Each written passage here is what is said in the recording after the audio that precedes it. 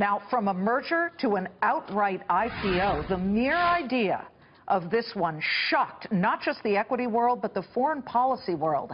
Saudi Arabia last week hinted that it's exploring taking state oil giant Aramco public, but is that a sign of desperation for a country not only struggling with low oil prices, but also terror tensions? We're lucky to have Richard Murphy here. He's not convinced either way. He's the former U.S. ambassador to Saudi Arabia, here in a Fox Business exclusive. Well, the Aramco news surprised everybody. Did it surprise you? Because Aramco is basically an appendage of the Saudi government. An appendage, and one whose books have never been opened to the general public. I mean, the size of their reserves, a lot of questions which are basic in the industry, is considered state secrets. Why would they do this? Are they, it looks to us, panicked a little bit about all that's going on with low oil prices, where they really need to see oil a lot higher in the hundreds per barrel to even make a profit or break even? Yeah, well, I don't think oil is headed for the hundreds, what I can understand. So they're in trouble. It is. It's tight. I resist the word desperate because the size of their reserves, they are enormous. They have dug deeply in to cover this year.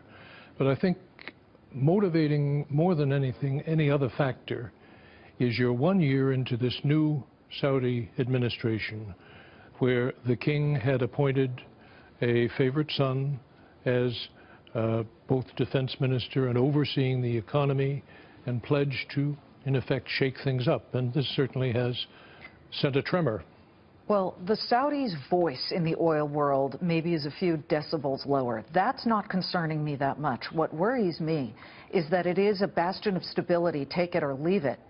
And right now, it has to fight almost two battles on different battlefields. It's got to deal with the oil situation and a possible Aramco IPO. The last time people valued this company was at $10 trillion. I mean, it's crazy. But on top of it, they're looking at hostile nations around them, problems of sectarian violence in Iraq, in Libya, in Syria. What is their strategy? You've been on the inside knowing a lot of these players.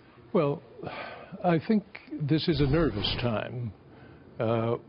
For many years, in terms of bilateral relations, they've been almost unthinking about it, that they could count on the United States, come what may. We gave assurances that we would handle their external, any external threats to their security.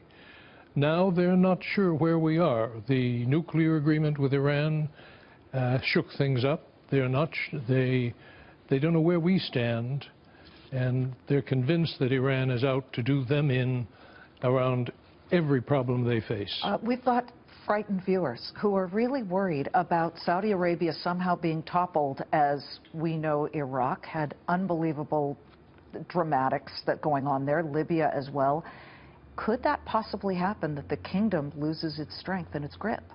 Well, Saddam Hussein was pretty much the sole personality running things. He had tough assistants with him. Muammar Gaddafi, even more isolated as a leader.